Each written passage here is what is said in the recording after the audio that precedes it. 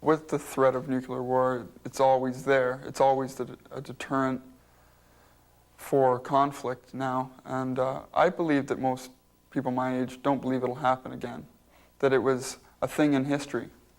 And there are those that believe that history revolves in cycles, but people my age, I don't think believe that it'll happen again, no. People felt that the nation itself was coming apart, that there was a fundamental crisis, and I think they need to be reassured that leadership was in good hands with President Kennedy, and I think he was being successful in that.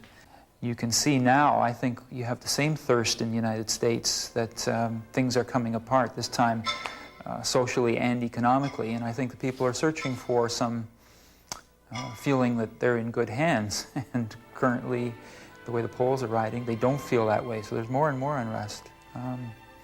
In Canada, we saw, I think, a mini example of that phenomenon with Kim Campbell, but it seems to me that that's going to die very quickly as well. So I'm not sure that the aura that surrounded President Kennedy in those days is a repeatable phenomenon these days, because we are a lot more cynical. The things that were happening at the time of President Kennedy were thought to be possible by the public. Public is jaded now, and I think that the assassination of President Kennedy perhaps was the first blow that sent our confidence in our leaders downwards.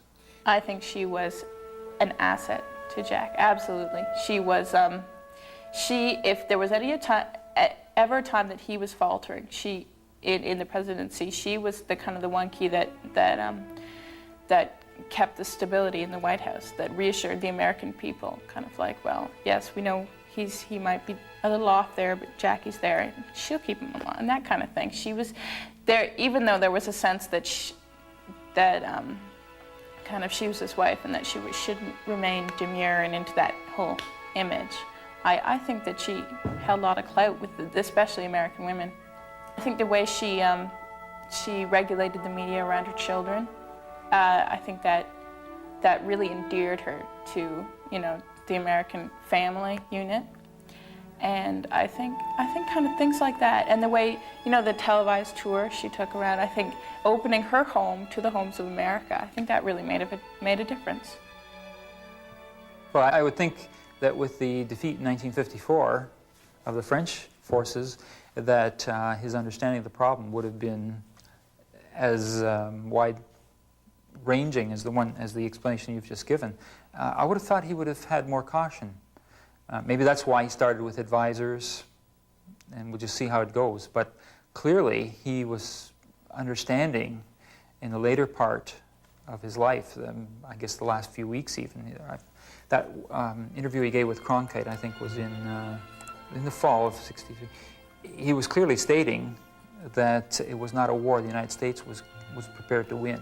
It was the South Vietnamese war to win, and I don't think he had any illusions about their capabilities. They really weren't a people that wanted to fight. The issues of the free world against communism were not something in the villages. They just wanted to be left alone. And I would be very surprised if he did not become aware of that, and that was what motivated the fact that we have to get out of there, we can't win this war. He wanted the United States out, and would like to do it in an orderly way. A change in government at that time, I think, would only indicate more unrest, more chaos, and that would simply complicate the withdrawal or the disentanglement of the United States forces. So and what I've read recently is that some people in the Nixon administration, I guess Howard Hunt, were participating in promoting that view in the mid-'70s, late '60s, that he had been behind it. About a month before the assassination, he had to decide whether or not to commit more troops or withdraw, and I think that was the decision left up to Johnson. But Kennedy would have had made the same decision. So I think you can take his actions during the Cuban Missile Crisis to kind of give that's an example of how he was cautious, very cautious when it came to military conflicts. Well, I think the military-industrial complex and its struggles were just that during the Kennedy presidency. It was a struggle. I think they've won. I think they now dominate all areas of of American life, and that probably occurred during the Johnson administration. Certainly during the Nixon administration, it was strengthened. And I think now the United States, I often wondered when Reagan was the president who really was in power. I think we all wondered that. And I think the answer was certainly people that we don't know anything about. And I think, I mean, I like Bill Clinton. He came in as an idealistic young man, and I think he's realizing now that he doesn't really have very much to say about the way the United States is going to be governed. And toss them over the wall. I would hope that he would believe in, the Locke's philosophy of, life, liberty, and property, and if you don't get that, you have the right to revolt. I think he believed in that.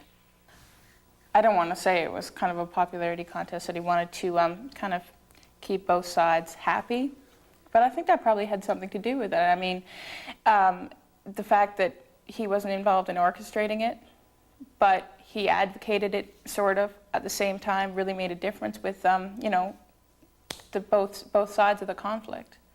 And I think he was probably pleased with the way civil rights was going, probably felt that it needed some time now for the country to get used to. His civil rights bill was stalled, but I think he felt on balance that it had a very good chance of passing because the northern industrial states had swung around to that point of view. And I think with the voter registration among the blacks, the House of Representatives and Senate were coming to the idea that they could very well lose the election if they opposed it.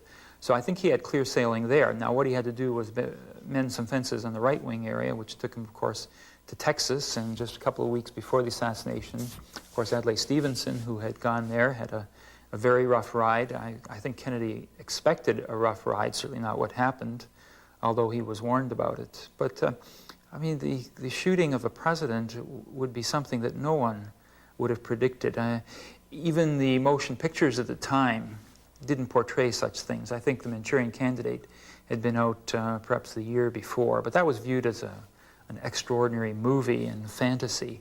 And the idea of a president being killed, I mean, you can still remember what a shock it was to the world to have something like that happen. It was just unthinkable. I think he actually was looking forward to the 1964 election because I think he was the kind of man who wanted to win over these people. He was, I mean, there's all that other kind of scandal stuff about him now, but I think he was sort of sincere and charismatic when it came to the American people. I think he thought, we're all Americans and we should probably act as such. The biggest decision to be made is to bury it. I mean, it's history, and the whole question, all the questions about the assassination, I think it's really speculation. When I guess they open the files in 2029, well, I think that will just, I think it really has to be laid to rest because it's just been kind of a nightmare for the Americans since 1963. The country did 180 degrees once Kennedy was assassinated. Kennedy was an anti-war person, while LBJ led people into Vietnam and that conflict there. And many people say Vietnam would have never happened if Kennedy was still alive. And that's an important point because Vietnam was a very low morale time for the American people where activism came to the forefront. People were burning flags, burning their draft cards, and were against the government. In general, the younger generation, which would have been my generation if I was the same age then. I think Castro was actually sad when they killed him, and I don't think that's a good sign of him wanting him dead. I mean, he liked Kennedy probably better than the previous administration because he wasn't such a war influenced person. He was more an intellectually talk to him more, and relations were sort of improving between Castro and Kennedy.